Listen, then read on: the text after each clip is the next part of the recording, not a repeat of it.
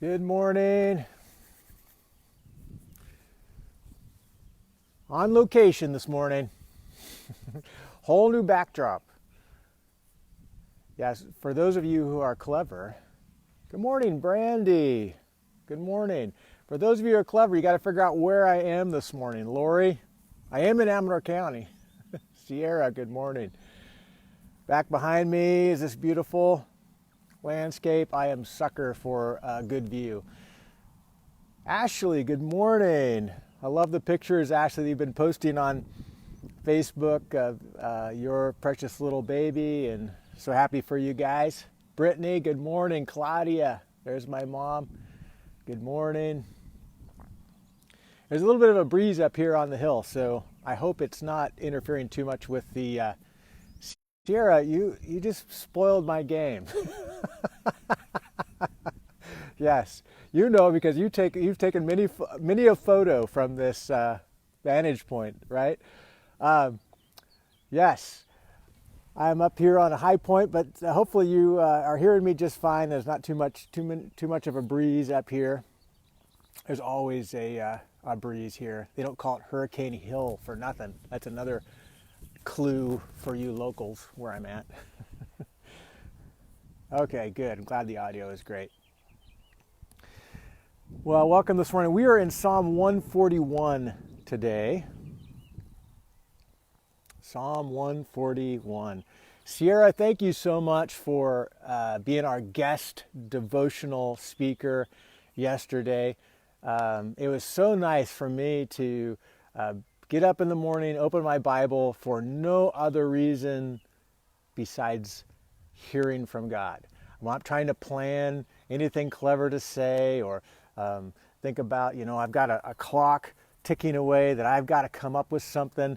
That's always the rub of doing this live devotion is, it started out, it's like, I'm just waking up every day, hearing from the Lord. Why not share that with people? But then as time wears on, you start waking up not to hear from the Lord, but wake up as I got to say something. So it really helps to keep that perspective, and it gave me a little bit of a break. I see your comment. I got up 6 a.m. out of fear. Yes, I would sleep in.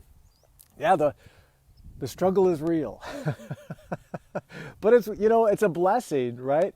It's a blessing to be able to be a part of this. I love it. So, but it was a great break yesterday, and just to tune in and watch from different perspectives. So really grateful. Psalm 141. If you haven't turned there already, I'm just going to draw from the first half of the psalm,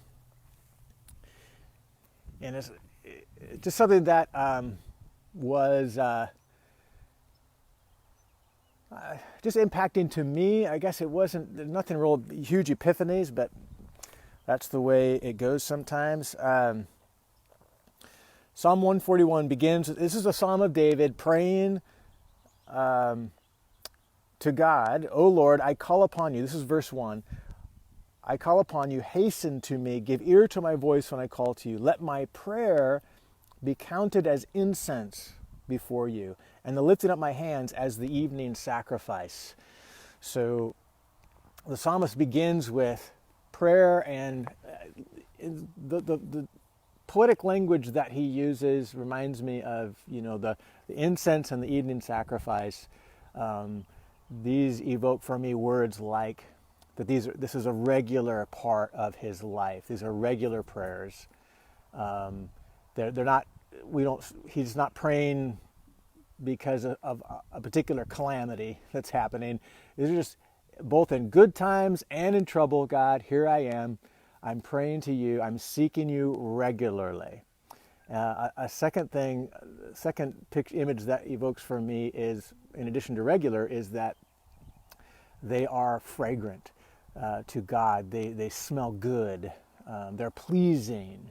So this kind of regular prayer that is prescribed by God we just keep coming to Him day after day after day, whether I am on a mountaintop or in a valley.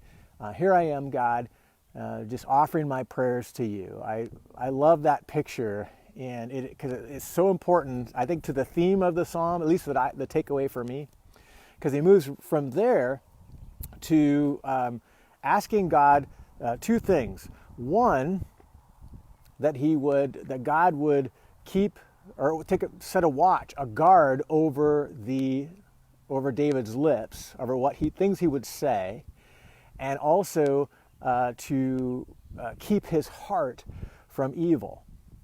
And this is actually such an important part of our daily thought process, our daily devotion. The reason we do this daily thing, right, is so that our life, what we say and what we do, and the inclinations of our heart would be constantly monitored by the Spirit of God in us, and so that we wouldn't veer to the right or to the left. So these are our daily prayers that we're offering, and we're waking up, whether on a mountain or in a valley, and saying, God, watch over the things that I say and keep watch over my heart so that I don't incline toward evil in any direction or listen to people who would draw me away. And then the third part of the psalm that I wanted to bring out is verse 5. Let a righteous man strike me. It is a kindness. Let him rebuke me. It is oil for my head. Let my head not refuse it. And so we are also to seek the counsel of other righteous people in our life that speak into our heart. And sometimes what they say doesn't feel good. Right? So for David, it's easy to see this image where he perhaps wasn't offering the daily sacrifice of prayer. He found himself on a rooftop when he should have been out on the battlefield, and this is where he falls into temptation with Delilah. And after months of, or at least weeks of cover-up, Nathan the prophet comes into David's presence and rebukes him, says, you are that man. You are the one who is sinning. And David repents and so on. A part of our reading this morning was Psalm 51, reflective of David's prayer of repentance. And so here is David saying, let my everyday prayers be going up to you, and I may seek you regularly. May that be a fragrant offering to you, God. Keep my mouth from saying things that would not be pleasing to you or not indicative of righteousness, and keep my heart from leaning toward evil, and send people into my life that encourage me along that same path. That's, really the purpose of these daily devotions. You get to wake up, turn on your phone to Facebook, and you get a little notification that says, hey, there's someone there trying to speak life. Just reflecting on the Word of God, and let's be encouraged by that today. That's really what we're trying to accomplish. And so it's, for me, I just took delight in that this morning.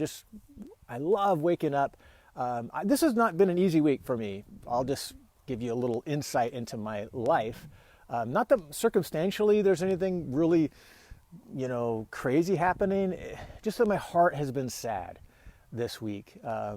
I felt anxiety over the amount of stuff I have to do every week and the burden of this pandemic and trying to make sure that we're leading well during this time. And I'm thinking about people who are at home and the fear that I sense from some people. And also I think about people who are home alone, who are quarantined by themselves.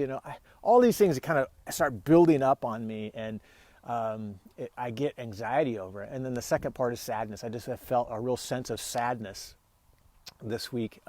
Just missing my dad.